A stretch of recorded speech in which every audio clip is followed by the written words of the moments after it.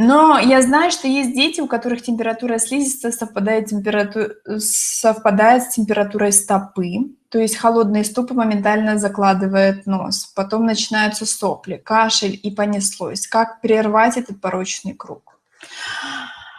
Ам, Пожалуйста, вот в период болезни, пожалуйста, не делайте эксперименты и не проводите закаливающие процедуры с холодными ногами, руками, водой и там лед, мороженое и так далее. Еще раз акцентирую внимание, в период ремиссии.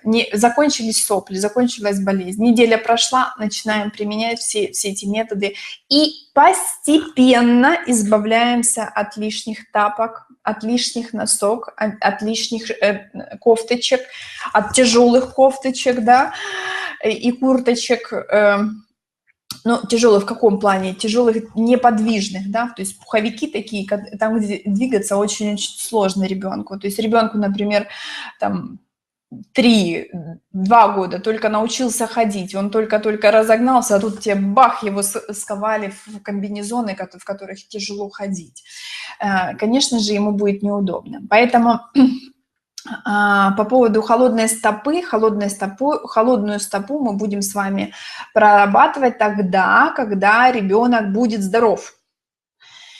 И этот порочный круг мы с вами разорвем путем тех методов, о которых я говорила на прошлых уроках.